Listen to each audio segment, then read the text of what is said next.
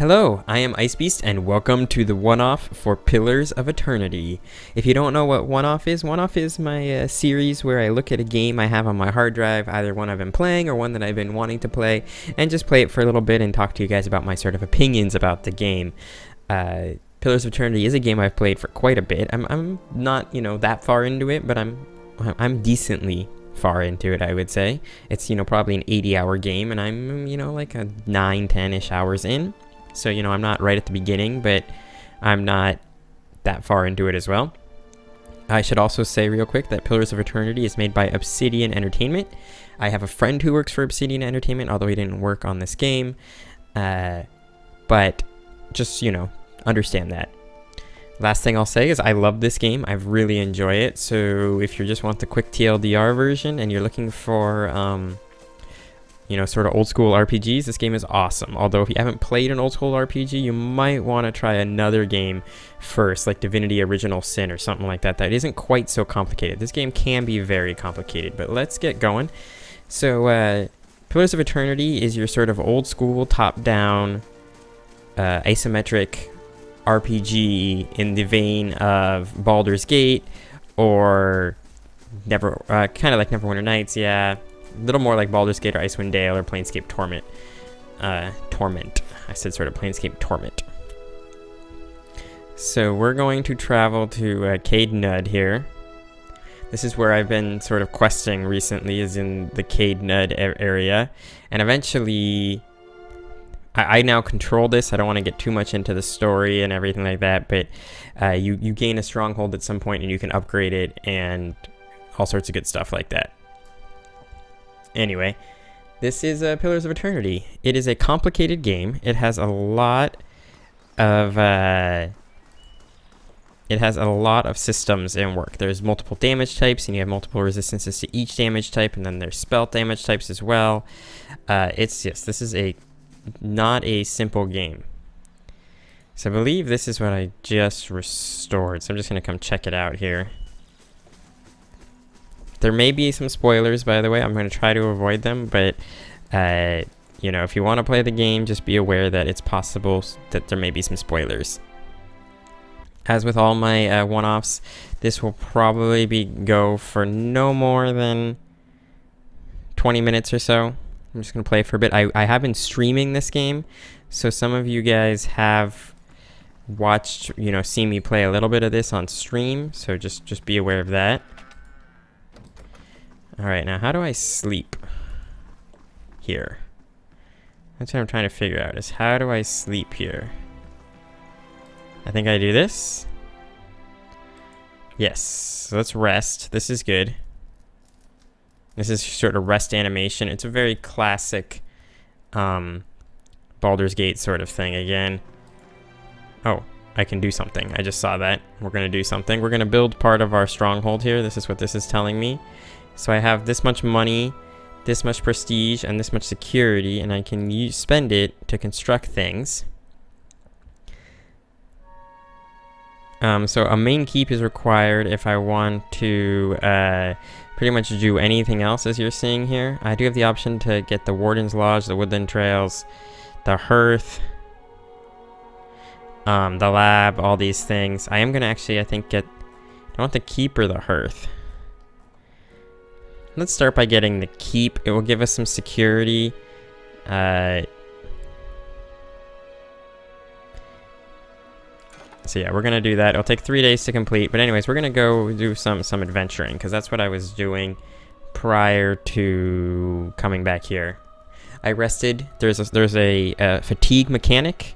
So you have to rest to keep your guys up from gaining too much fatigue. Again, not an uncommon thing in these old school RPGs.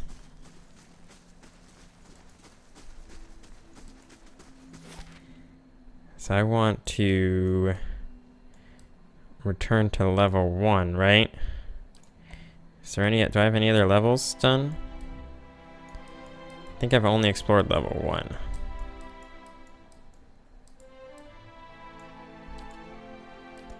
Or this is the Endless Paths. It's a sort of series of endless paths. The name is fitting. I think this is a good thing to go into because it will allow me to show off combat, which is one of the primary, you know, like in all of these ones, these are all, like all games like these, combat is a heavy mechanic. Now, there's a door here that I don't know how to open yet. Tab is cool because it allows me to see things. Now, we're going to scout, I should say. Scouting is important because it allows you to see hidden things. So not just traps and stuff like that, but like a hidden lever or stuff like that. So if there was some way to open this door that I haven't found yet, haven't been over here, it appears. Just looking around, guys. That's what I'm doing. We'll increase time. So there's a nice thing here that even when you're scouting and stuff like this, you can fast forward time. Nice, simple mechanic to help make some of the more tedious parts of the game less tedious. Here we are. To think we are so close. Beneath our very feet lie the endless paths built by Ard-Nua, the great Engwithan king. Well, up here, this is all Adiran, of course. But should we descend far enough, we this will guy find is some real history. Really excited about history. That great king's tomb would be a dream. But it is one of his servants I am after. Gabranos, a powerful mage and a dedicated scholar. A keeper Just of as law, I am meant to just be. as I mean to be. He All was right, in cool. possession of the Tanvi Orator, or whatever form of it preceded the one we know. I've seen it in ruins, alongside Gabranos' name. Scraps of the same symbols and verses we know in Rauatai. He must have held the words in high regard. Or perhaps he was even the author. So in many of these sort of old school RPGs, there's gonna be a lot of dialogue and reading. Now they did a nice job with the voiceovers here, so there's not so much voiceover that way. You have to, I mean, you get to listen sometimes and not get to read, but there's still gonna be a lot of reading. So I'm gonna say you sound very impressed by this Gabranos. And then he says, they say he held the power over the elements, but I'm more interested in his writing. He was a prolific author. I haven't been able to translate everything, but I've seen enough to know that he traveled far and wide. If only we could have met him. What wisdom he could share, but we follow his example and strive to learn from those around us, improve upon it. So let's find out why the book matters so much. Rauatai faced troubled times. Once we were a unified people, but that's changing, and the Tanvi Orator is at the heart of that. There are those who would say that we haven't held to its instructions, that we have allowed ourselves to grow weak, polluted our traditions by welcoming foreigners rather than laying claim to the lands around us, that we must hold to those traditions if we are to make of ourselves a nation to be feared. My brothers would have it so, but we don't need to isolate ourselves to make Rauatai great. I know that there's more to the chant. It wasn't created out of sand and water 1,000 years ago, but brought to Rauatai by the Engwithans, by a people that knew the value of alliances and shared their knowledge with us. And with that knowledge, we made Rauatai what it is today. If I can find the original and I can prove it, they'll know that the chant is far older than we believed. The Engwithans favored peace and the trade of knowledge. If we followed in their footsteps, we can make the kingdom just as grand and lasting. Averting conflict is a noble ambition. How is the one book going to change the minds of everyone? Think conquest is the path of lasting civilization. Let's go with the middle option here.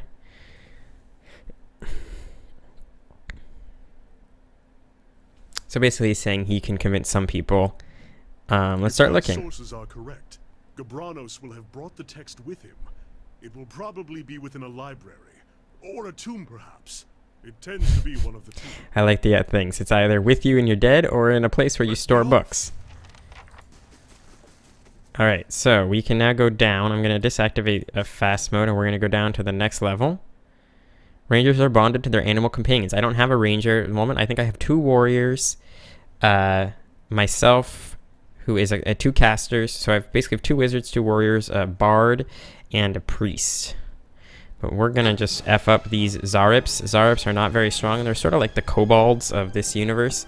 Yeah, we're just going to go straight in here. We're going to... So if you look here, you can see the defenses where they have the different damage types, and then you see a damage reduction. He has a damage reduction of 4 globally with 2 against frost, it appears, and then there's also He's got different resistances to different other damage types. We're just going to keep the pressure on. Did I select a caster? I did.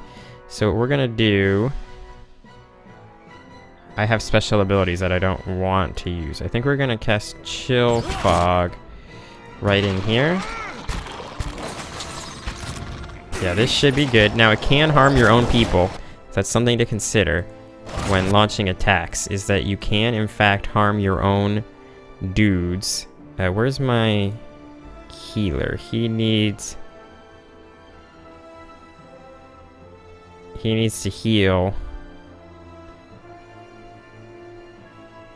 There's also 2 damage systems. So, you have endurance and you have health. When your endurance runs out, you just become incapacitated. When your health runs out, you die. That's basically how those system works. I should be doing much more damage here. Where's my other caster? Let's have you cast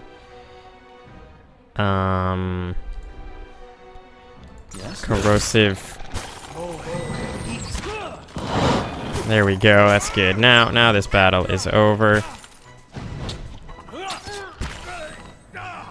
If these enemies were more difficult, I would have to have sort of planned a stronger, a smarter defense.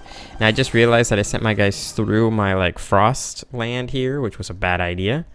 Because, like I said, there was friendly damage. And when the game first came out, this spell did not cause, sort of friendly fire. But now it does. We want to send you down to here, basically. And then we want to send all of this stuff to the Stache. The Stache is basically a roving band of constant Whispers of the Yenwood. Unique one-handed sword. When did I get this? I don't remember getting this sword, but let's give it to her. Holy crap, it's cool. Yeah, he doesn't use one-handed swords very well. That's why I'm not having him wield one. Look at that. That is real cool. Is there anything here to scout? Let's see what this is real quick. Interesting. So we got more Zarps. Now, here's a cool little thing. So you see this little yellow thing circling around here? This means that he's getting close to being suspicious with us. Now it turns red when he's gone from suspicious to searching for us, and basically after that point, he's just going to find us. Now, this is a new enemy I've never seen, so if you look up on the upper left, I have nothing knowing about any of their defenses or damage reductions. So we're just going to come here. We're looking at what we hit and how much reduction there are. So there's a 10 damage reduction on crushing damage, 10 damage reduction on piercing damage, and a 10 damage reduction on slashing damage. So it appears that this guy has a base 10 damage reduction. This was, yeah, that was a new enemy I had not encountered before. So if you've played the game and you're sitting here going, oh my god, that's one of the easier enemies you're going to come across. Well, cool, good to know. But yeah, I haven't gotten that far into it yet. The one problem with these sorts of RPGs is that they take a while, and I don't have a ton of time, so...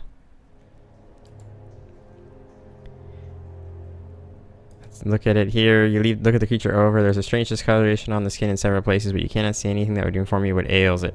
Let's leave it alone for now and see if we can figure out how to heal poor Mr. Zarb over here.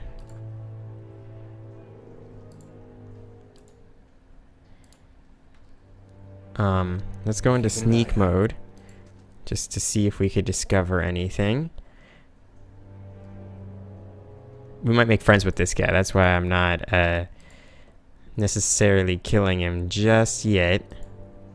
Another Zarb. What do we get here? We got a minor endurance and some gold. So yeah. Oh, this is going to be a major battle. So let's use our cold spell. This number here tells me the number of total level 1 spells I can cast, and the number of total level 2 spells I can cast before we must rest. Oh, I'm taking a pounding. Okay, now you, please come all the way home. And then you, I'm gonna want you to come up here. So the reason I'm having him run away is that hopefully they won't pursue. No, engage him. You engage him. Do I have anything that I can use? I don't have any spells, and I feel like I accidentally sent all my potions back to, Oh, they got me anyways, even though I was sort of out of the LOS. How bad? Yeah, so you two, you guys engage there, you guys engage there. Come on. Oh, you didn't get your spell off. That's not good. Can you guys get this taken care of? Okay, good. No, you come back here. You're a healer. I want you to heal these two. Beautiful. And then you, please continue. Do you have Resurrect? Did I ever get Resurrect for you? Oh shit, I didn't even see that guy's about to die. That's kinda good, but we're gonna need to... I may have, screwed up.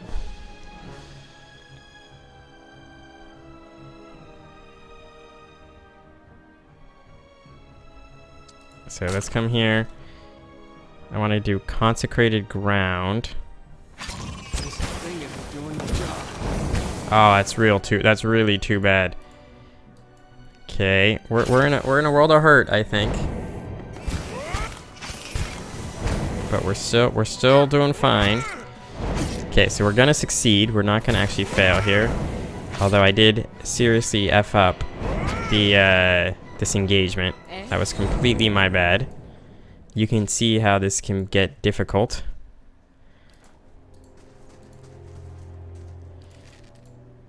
So let's get everybody and meet up here. And then what we can do is you'll see that the endurance heals after battles, but the health damage does not. What? I can use some of my spells though to heal some of my guys. I have some people that have what's called a field triage, which will allow me to heal people. So these guys, both of these guys will heal a little bit over time. Yeah. Cool, let's quick save here. I'll keep going for a little bit before I give you sort of my final thoughts on this game.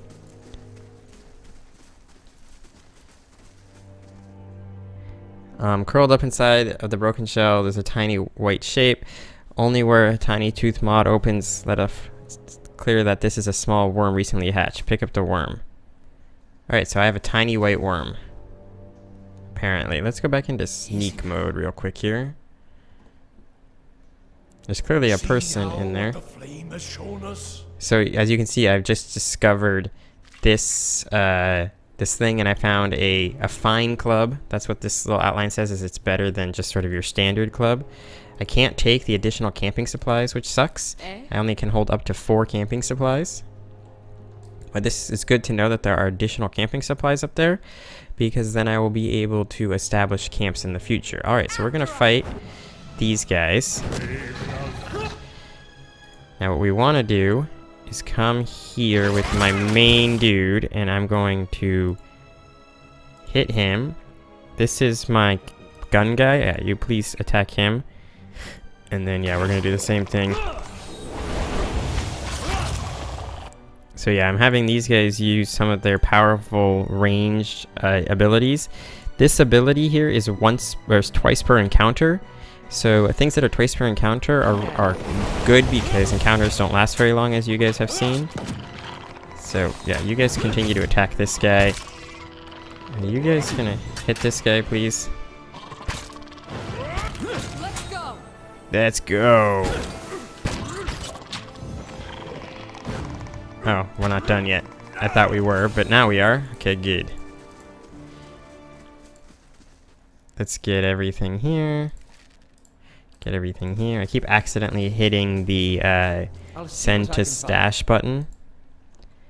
We're gonna quickly see what we can find. Is there a door here that I just couldn't see? Oh, there is.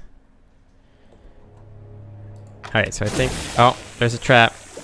Get out of there. Of course. Alright. Hand and key. This is a type of unique armor. Okay, interesting. Let's see what we got here. Wait, where did that go? Did we not pick that up? It must have gone immediately to the stash. Do I have auto go to stash turned on? I have a whole bunch of unique stuff I should be paying attention to. Let's find this. Pheromone's Curse. This rolled up piece of parchment is covered in smeared charcoal scrawls. Let me get it down in writing. I knew this was a shit plan from the start. Murek, gleeful as a toddler, convinced we were going to talk to Zarb into helping us fill our pockets. Help Andras right into a great big pit, more like. And now you'll all have to run off like hares. Meanwhile, here's me up to my armpits in bones and Zarb shit. I hope you all rot down here. I hope Merrick trips right off the edge of the world and Draftin loses what's left of his wits and gets the rest of you. 5 of us left, and you run. Curse each and every one of you. Wow, this guy is not happy. And curse me too for dying here on account of a bunch of mewling pisspots. Here's for when one of you rotten lizard bastards learns some Adrian. I hope you all fucking choke. That's pretty entertaining. Alright, so this is where I'm going to end this, but before I end it, I just want to give you sort of my final thoughts on this game. I think this game is real good. I think it really harkens back to all the things that made games like Baldur's Gate great. Combat is complicated, you need to think about what you're going to do. As you can see, when you don't, you might lose. You need to construct well-balanced parties. The story is real interesting. I don't exactly know, you know, it's supposed to keep you on your heels, so I don't know what's happening, really what's going on yet, and that's good. Yeah, this game is just real good. I like the pacing of the combat. I like the pacing of the story. I like the exploration. I like that it's very much the standard Baldur's Gate where when enemies die, they're just dead. So I won't come back here and find this full of enemies again. Although if enough time passes, the game might refill this with some enemies. That is a mechanic that has happened in some RPGs, and I wouldn't mind if this one had it, because I think it makes sense. I like the idea of having a stronghold. I like, having to consider rest and 2 different health types. I'm just really happy with this game. But as I said at the beginning, if you have no experience with this type of game, it might be better to go off with a simpler game like Divinity Original Sin that isn't nearly as complicated with so many mechanics as this game. But with that all being said, I hope you guys really enjoyed this video. I'll probably be playing a little bit more on Twitch, so you can check me out at twitch.tv/icebeast, twitch.tv/icebeast, because I like this game and streaming is kind of fun. But with that all being said, I thank you very much for watching, and I will see you all next time.